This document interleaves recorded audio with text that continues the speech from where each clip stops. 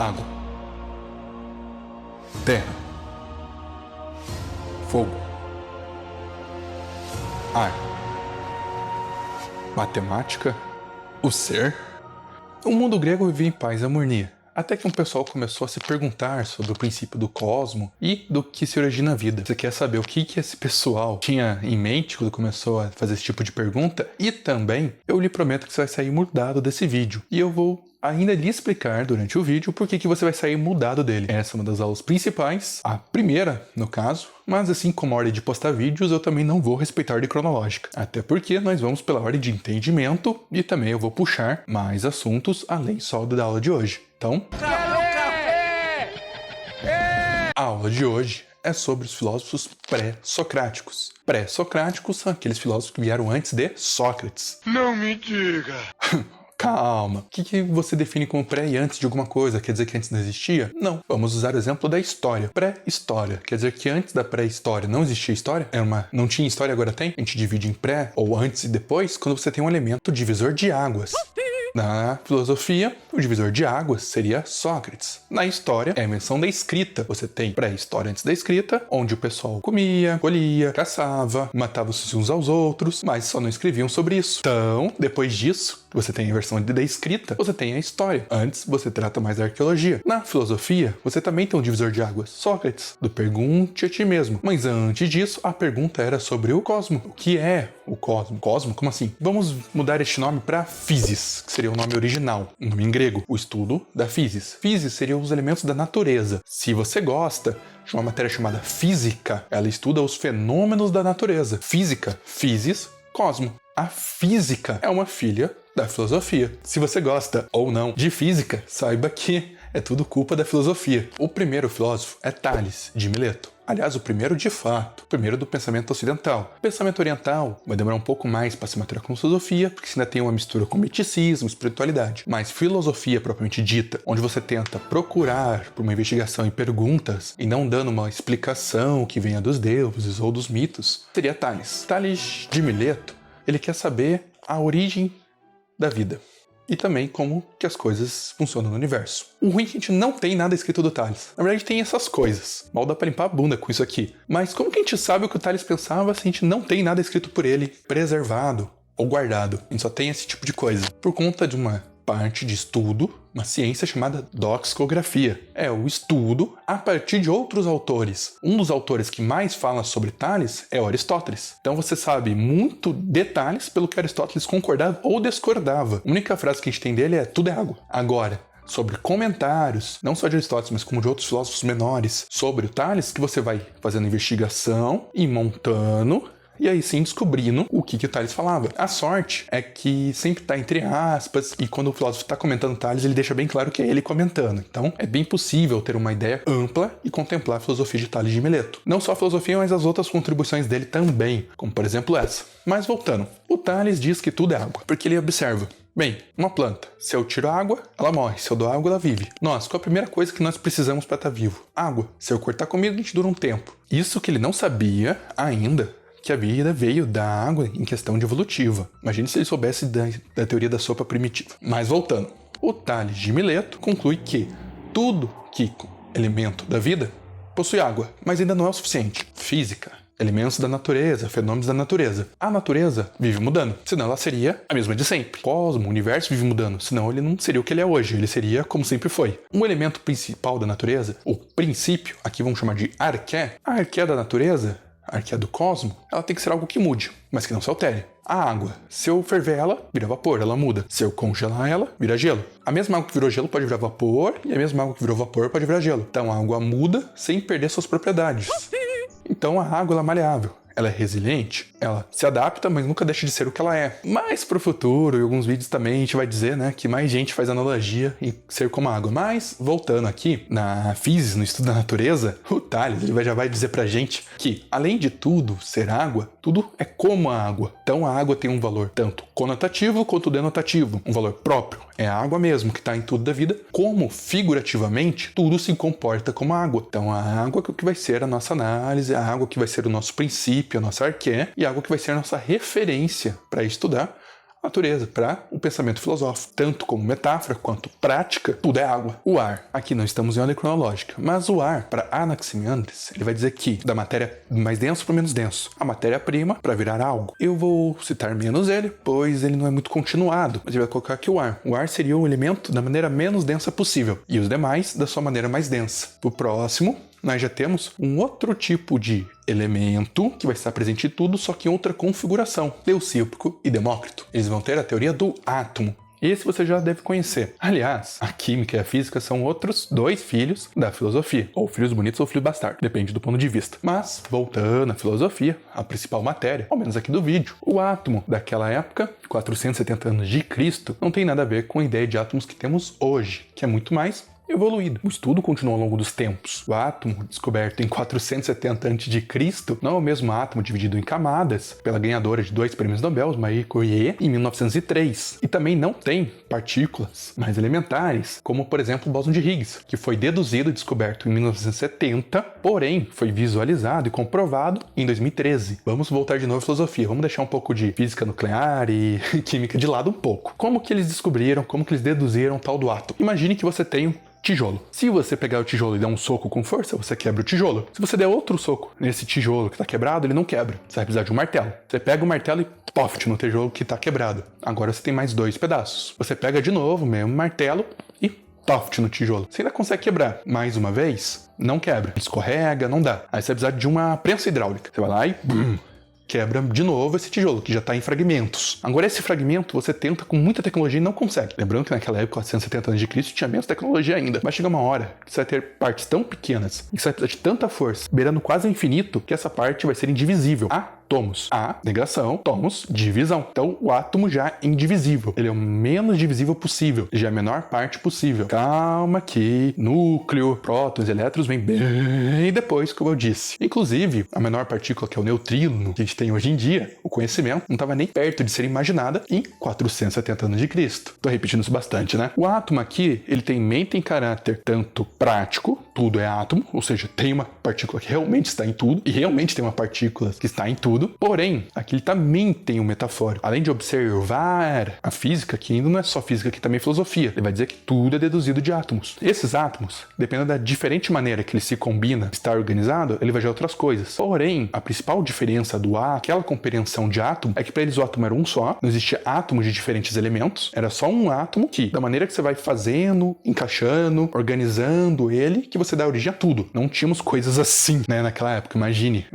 isso aqui naquela época. Então essas atrocidades aqui, elas só vêm bem depois. Vamos ter a principal noção que, para eles, o átomo também é metafórico, as coisas também são de átomos. Tudo, o cosmo, é de átomos, não só matéria. Raiva, alegria, amor, vai ser tudo de átomos.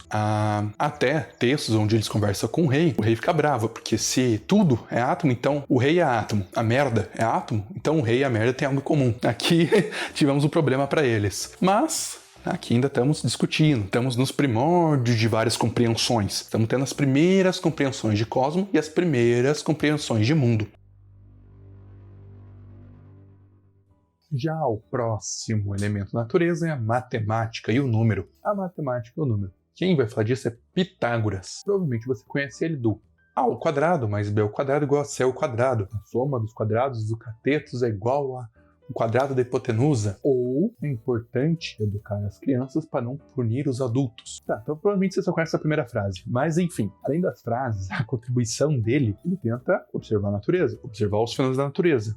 Física, cosmos, toda aquela história de antes. E ele começa a verificar que tudo segue uma ordem, tudo é ordenado. Todo animal, 4 patas tem 4 patas. Tudo que acontece de tempos em tempos, acontece de tempos em tempos. Ciclos duram ao mesmo tempo e se repetem. Então tudo segue uma ordem numérica, também de repetição, segue uma regência. Tudo é regido, assim como a música é regida. Aliás, se você pegar uma corda e tocar, você vai ter uma nota. Se você tocá-la de novo, do dó, você vai ter o ré, uma meia, uma quarta, uma oitava. Sim, umas coisas que os pitagóricos adoravam era a música. A música segue uma fração, segue uma numeração, segue a matemática. Se você gosta de música ou matemática, recomendo 2 coisas. Que assista o vídeo sobre múltiplas inteligências, obviamente, e também comente. Se você gosta de várias matérias, prefere a matemática, física, química ou as outras filhas da filosofia. Mas voltando aqui, o Pitágoras percebe que tudo na natureza segue uma ordem numérica. Logo, o princípio das coisas, a hierarquia dele é um número. Então, tem as regras de criança para seguir o adulto. É necessário educar as crianças para não punir os adultos.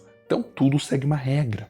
Isso que é o mais importante. Por isso que o princípio para Pitágoras é um número. Tudo vai seguindo uma regra. Então, agora fez muito mais sentido aquela frase de que precisa educar as crianças para não punir os adultos segue mais um sentido. Tudo precisa de regra. Tudo segue uma regra. A arqué do universo é regra numérica. Então, tudo está em harmonia, tudo está seguindo uma regra. Inclusive, com essas abstrações, que Pitágoras cria o termo filosofia, um amigo do saber, aquele que está intimamente ligado à sabedoria. Começou com Tales. O termo foi criado por Pitágoras, assim como a noção. Seguindo mais adiante, nós vamos ter o Sócrates, que é o cara que muda, vira o jogo da filosofia. Um dos mais citados em Ética, Kant. Um dos que dizem que toda a história e pensamento é a nota de rodapé dele, o Platão. Um dos mais conhecidos, o Nietzsche. O que tem o melhor canal do YouTube para te ensinar?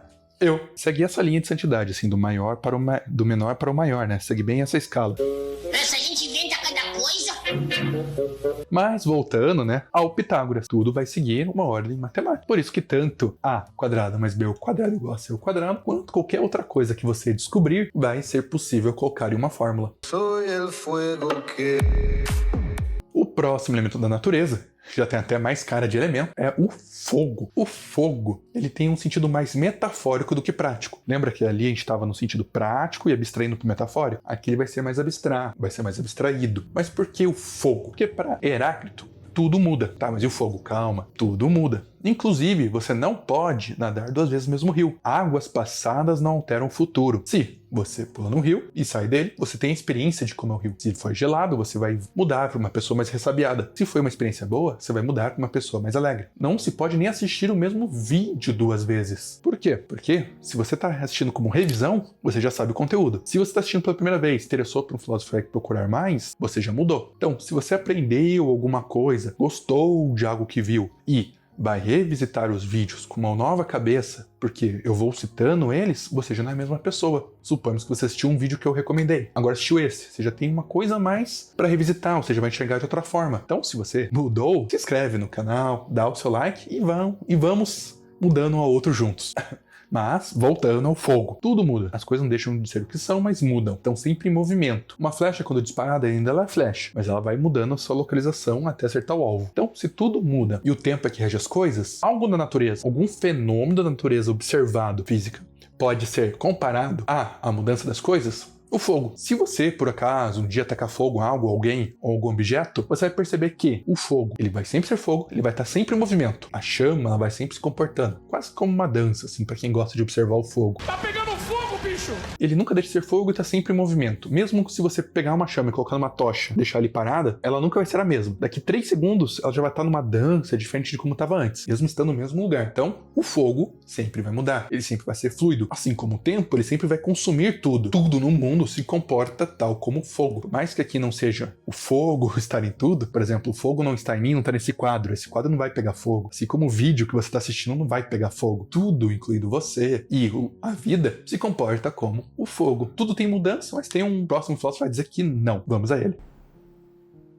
O último filósofo que a gente vai ver hoje é o Parmênides. Parmênides é um dos principais influenciadores de Platão, mais do que o próprio mestre dele, o Sócrates. Inclusive, vamos voltar à doxografia. Parmênides deixou muita coisa incompleta, que se perdeu com o tempo. Platão vai nos ajudar nessa doxografia. O Parmênides, ele diz que tudo é. Porra, que novidade, né? Se tudo é, então é. Mas calma, se a coisa não é, não tem como falar dela. Como você vai falar de alguma coisa que não é? Você vai ter que inventar. Então, não é. E se você está inventando, você está falando de uma coisa que é na sua cabeça, é no seu imaginário, no seu ideal, que vai vir depois. Então, só pode falar do ser. Não existe o não ser e nem é possível imaginar, não é nem possível elocubrar, engendrar sobre o não ser. Então, tudo é. Se não é, é porque nunca foi.